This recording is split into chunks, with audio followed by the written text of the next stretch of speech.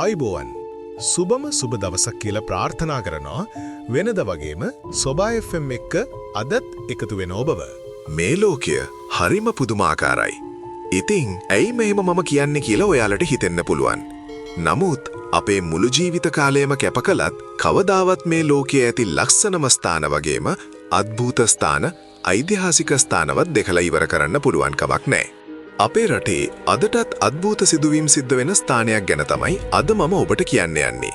ඉතින් අපිත් එක්ක දිගටම රැඳිලා ඉන්න මේ වීඩියෝ එකේ අවසානයේ වෙනතෙක්ම.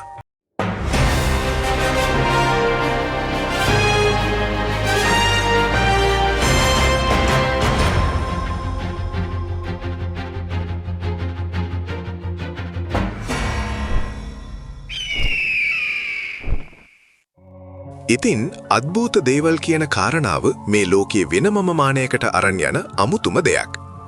ඉතින් ඔයාලත් ඕනතරම් විවිධ තැන්වල ඇවිදින්න යන අය වෙන්න ඇති. නුවර එළියේ ලවර්ස් ලීප් දිය ඇල්ල කියන්නේ කාගෙත් සිතද ගන්නා හරිම ලස්සන, සුන්දර වගේම භයානක ස්ථානයක්. මේ දිය ඇල්ලේ ඇහෙන අద్භූත ආත්මයේ විලාපය ගැන ඔබ මීට කලින් අහලා ඇති. ඉතින් අහලා නැති වෙන්නත් පුළුවන්. හිතන්න මහරෑ නුවරඑළියේ හිරිගඩු පිපෙන සීතලේ තේවතු යායක් මැදින් තනියම යනකොට එක පාරටම කඩාගෙන වැටෙන දිය ඇල්ලක සද්දෙත් එක්කම ගෑනු ළමයෙක්ගේ දුක හිතන හඬා වැටෙන විලාපයක් ඔයාගේ කනට ඇහුනොත් ඔයාට මොනවා හිතෙයිද? ඇඟේ ලේ වතුර වෙනව නේද? අපි කවුරුත් දවල් කාලෙට නුවරඑළියේ ගියාම ආසාවෙන් බලන්න යන තැනක් තමයි ලවර්ස් ලීප් දිය ඇල්ල. දවල්ට කොච්චර ලස්සන වුණත් ඉර බැහැගෙන යනකොට මේ දිය ඇල්ලාවට පෙතිරෙන්නේ හිතා ගන්න බැරි තරම් අමුතු පාළු මූසල ගතියක්. මේ දිය ඇල්ලට ලවර්ස් ලීප් නැත්නම් පෙම්වතුන්ගේ පැන්ලුම කියලා නම වෙටිලා තියෙන්නේ නිකම්ම නෙවෙයි. ඒ නම පිටිපස්සේ තියෙන්නේ කඳුළු පිරුණු ඒ වගේම ඇඟ කිලිපොලා යන අద్භූත කතාවක්. මේ කතාව පටන් ගන්නේ සුද්දන්ගේ කාලේ නැත්නම් අපේ අතීත රාජධානි කාලේ. ඒ කාලේ එක කතාවකින් කියවෙනවා ඉංග්‍රීසි ජාතික තරුණියෙක් සහ ලස්සන සිංහල ගම්බද තරුණියක් අතරේ ඇතිවුණු ආදර කතාවක් ගැන. තවත් සමහරු කියන්නේ මේක රදල කුලයේ කුමාරයෙක් සහ අඩු කුලයේ අහිංසක කෙල්ලෙක් අතරේ ඇතිවුණු තහනම් ප්‍රේමයක් කියලා. කොහොම වුණත් මේ දෙන්න එකිනෙකාට පණ වගේ ආදරය කරලා තියෙනවා.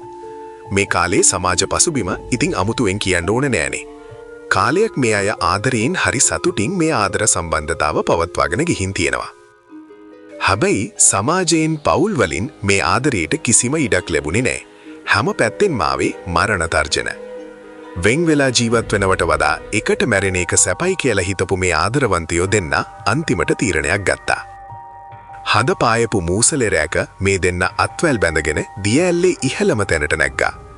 Tamanගේ ආදරය වෙනුවෙන් අන්තිම පාරටත් මූණ දිහා බලලා අත් දෙක තදින් අල්ලගෙන ඒ මහා ප්‍රපාතයට පැන්නා. කතාව එතනින් ඉවර වුණා කියලා හිතුවද? නෑ, ඇත්තම කතාව පටන් ගන්නේ එතනින්. අදටත් නුවරඑළියේ ඉන්න පැරණි මිනිස්සු කියනවා මහ රැට මේ දිය ඇල්ල කිට්ටුවෙන් යද්දී එක පාරටම හිතා ගන්න බැරි තරම් සීතලක් ඇඟට දැනෙනවා කියලා විතරක් නෙවෙයි, ඝන මීදුම අස්සින් දිය ඇල්ලේ අද්දර මහා ප්‍රපාතයේ දිහා බලාගෙන අත්වැල් බැඳගෙන ඉන්න සෙවණැලි දෙකක් ගොඩක් අයට පෙනිලා තියෙනවලු. සමහර දවස්වලට දිය ඇල්ලේ සද්දෙත් යටපත් කරගෙන හිත කීරි ගැහෙන තරමේ වේදනාත්මක විලාප සද්දයක් කැලේ මැදින් දෝංකාර දෙනවලු. හරියට ඒ අවාසනාවන්ත පෙම්වතුන්ගේ ආත්ම අදටත් ඒ දිය ඇල්ල කිට්ටුව හිර වෙලා Tamanට අහිමි වුණු ආදරේ වෙනුවෙන් අන්නවා වගේ. ඔයාලටත් නුවරඑළියේ ගියාම මේ ලවර්ස් ලීප් දිය ඇල්ල ළඟට ගියාම අద్භූත සීතලක් දැනෙලා තියෙනවද? සමාජය නිසා මියගියේ ආදරවන්තයන්ගේ ආත්ම අදටත් එතන සැරිසරනවා ඇතිද? මේක තියෙන්නේ නුවරඑළියේ කොහෙද කියලා දන්න අය නොදන්න අයට දැනගන්න වගේම ආව ගිය අයට අති අත්දැකීම් පහලින් කමෙන්ට් කරගෙන යන්නත් අමතක කරන්න එපා.